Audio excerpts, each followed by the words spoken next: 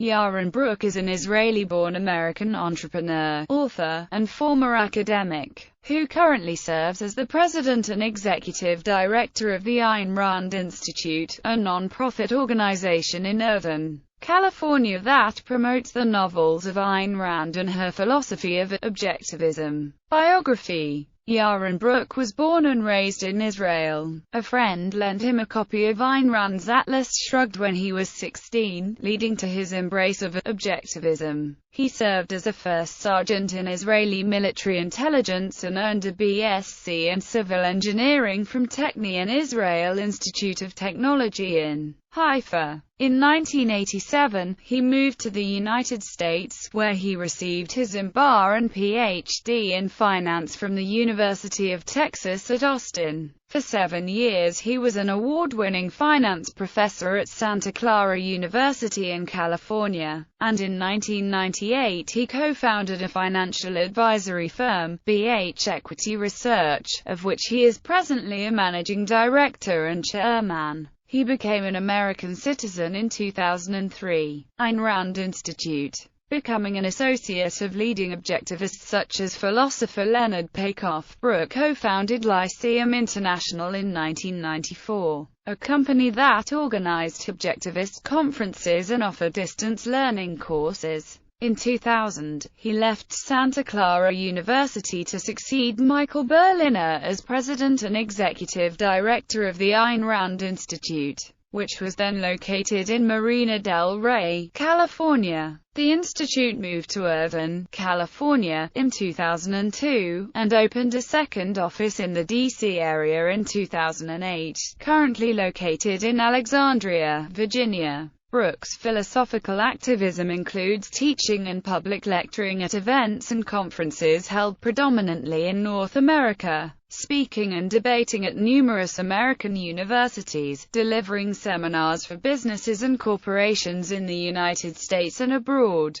and writing opinion editorials for leading newspapers and websites. Speaking venues also include conferences, and professional and community groups. His subjects span a wide range of current events and philosophical issues, including the causes of the financial crisis, the morality of capitalism, and ending the growth of the state, each discussed with objectivism at its foundation. In recent years, he has spoken to audiences throughout the world, including those in China, Australia, Brazil, Argentina, Greece, Iceland, Bulgaria, Israel, Guatemala, and England. Brook is a columnist for Forbes.com, and his articles have been featured in the Wall Street Journal, USA Today, Investors Business Daily, and many other publications. A frequent guest on a variety of radio and national television programs, he is the co-author of Neoconservatism, an obituary for an idea and contributing author of Winning the Unwinnable War, America's Self-Crippled Response to Islamic Totalitarianism. His newest book is Free Market Revolution: How Ayn Rand's Ideas Can End Big Government, co-authored with Don Watkins. Views and opinions. Capitalism and business. Brook is also an outspoken proponent of laissez-faire capitalism. In appearances on CNBC and in several articles and speeches, he has defended the rights of corporations and businessmen and upheld the virtues of capitalism. In a January 7, 2007 editorial in USA Today, he defends multi-million-dollar CEO pay packages against the attempt by government to regulate them. In a 2010 interview, Brook called the efforts of Democrats to raise taxes on multimillionaires totally immoral. He has criticized President Bush for signing the Sarbanes-Oxley Act, which regulates corporate accounting practices. He has also argued that antitrust laws are unjust and make no sense ethically or economically. Rational selfishness. As an objectivist, Brook promotes the philosophical principles advocated by Ayn Rand, in particular her philosophy of enlightened, or rational selfishness as a moral virtue. In addition to teaching classes on her view of egoism at the Ayn Rand Institute and as a guest lecturer at Brown University, Brook has also defended the egoist position in a 2006 debate against former U.S. Senator Robert Kruger at Texas State University, San Marcos. On gun rights, Brook has stated, "The government certainly has a role in regulating ownership of weapons, but he states that it is a complex issue to do with the philosophy of law. He is inclined to draw the line of prohibition between offensive weapons, such as tanks and weapons of mass destruction, and defensive weapons. Environment and climate change." Brook has stated that he does not believe regulation has any role to play in protecting the environment and believes human-originated climate change to be a doomsday scenario propagated by environmentalists. He has indicated that as an ideological iteration it goes back decades, and that he believes global warming is another in a line of failed scare stories, with preferential funding given to researchers promoting it, drawing a comparison between the role played by low-quality housing and infrastructure in the 2010 Haiti earthquake and the contrasting resilience of more developed countries. He suggests the solution to supposed environmental changes is laissez-faire capitalism and the resultant rise in standard of living. Foreign policy and war. American foreign policy. Brook has gained much attention for his application of objectivist moral philosophy to the question of American foreign policy in the Middle East. He advocates an American foreign policy of rational self-interest that would serve only to protect the rights of Americans. He has criticized the foreign policy of Ron Paul and other libertarians. He advocates the withdrawal of U.S. troops from Europe, and U.S. withdrawal from the North Atlantic Treaty Organization and the United Nations,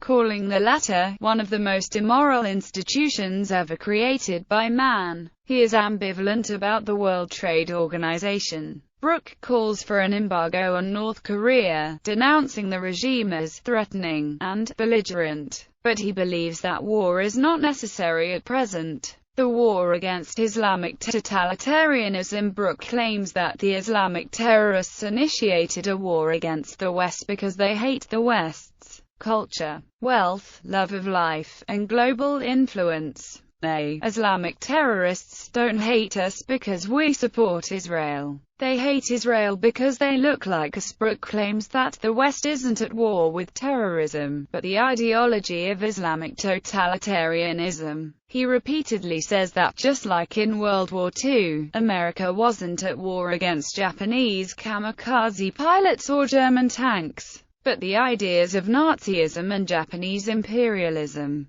He believes Islamic totalitarians want to organize their governments according to Islam, and that they wish to spread a global Islamic government across the world, sometimes using legitimate means, but mainly by using physical force, i.e., terrorism. Brook claims that the Islamic totalitarians repeatedly express this openly. It is a movement that believes in conquest. Islam should rule every aspect of one's life. They don't believe in separation of religion and state. And those who disagree are second-class citizens or worthy of death. They want an empire in Middle East, but their goal ultimately is world domination, and they will state this. They are never satisfied with oppressing their own people or the people around them. They want world domination. The morality of war. Brook has done a fair amount of work to formulate a unique morality of war. Brook claims that when America goes to war, it should only be to protect the rights of its people, and the government must do everything in its power to end the threat to its citizens, as soon as possible, by using overwhelming military force.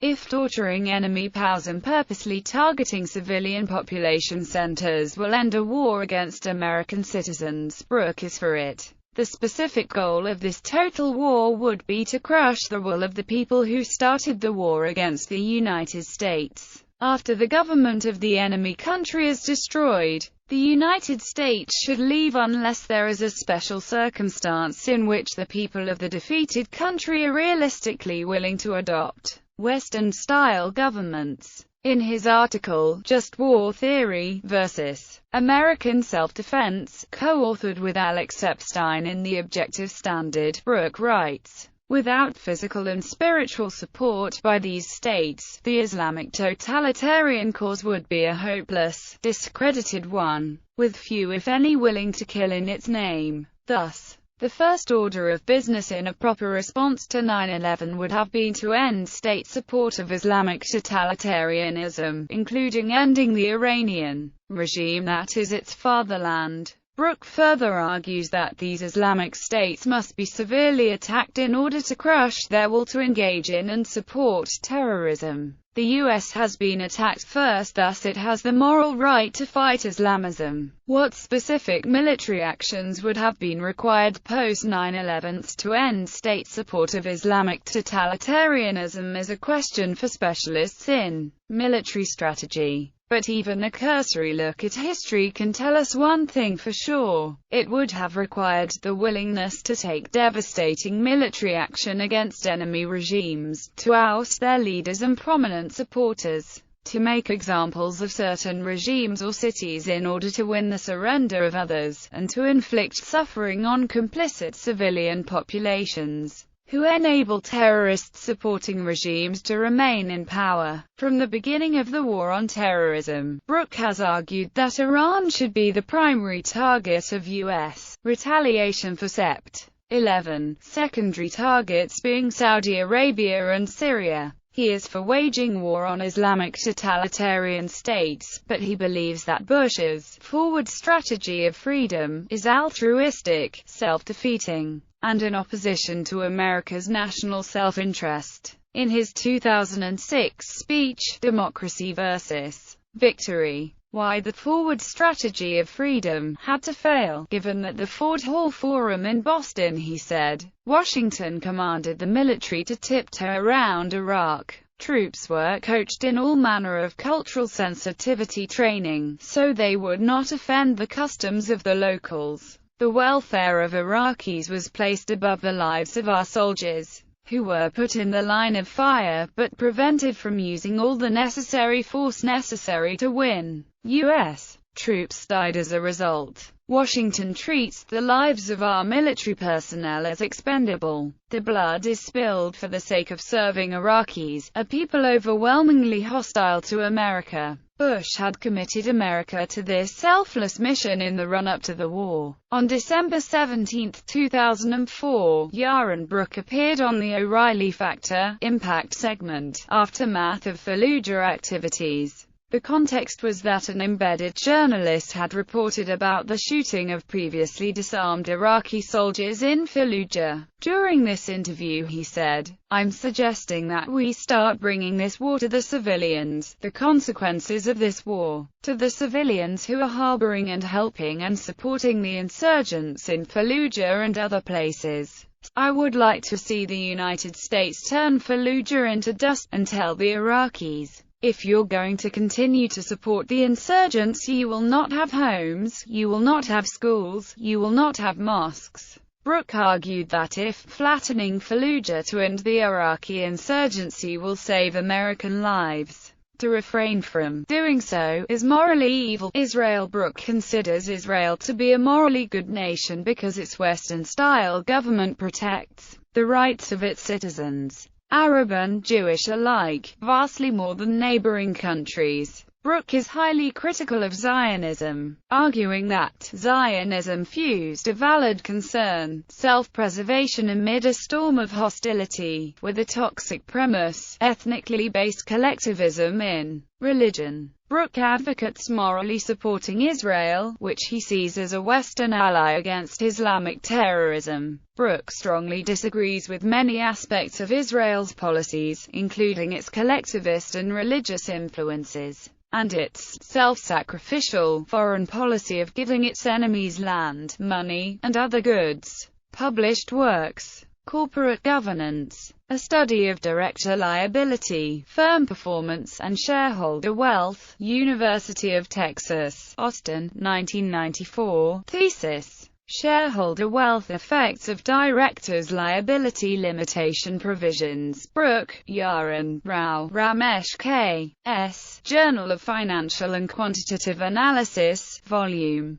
3, 1994, 481-97. Terrorism in Israel, Yaron Brook, The Intellectual Activist, Volume 10, No. 4, July 1996. The Gains from Takeover Deregulation. Evidence from the End of Interstate Banking Restrictions. Brook, Yaron, Hendershot, Robert, Darrell Lee. Journal of Finance. The Journal of the American Finance Association. Malden, Mass. A.L. Blackwell, Volume 6, 1998, 2185-204. Do firms use dividends to signal large future cash flow increases? Brook, Yaron, Charlton, William T., Jr., Hendershot, Robert J., Financial Management, Volume 3, 1998, 46-57. Corporate Governance and Recent Consolidation in the Banking Industry. Brook, Yaron, Hendershot, Robert J. Lee, Darrell, Journal of Corporate Finance.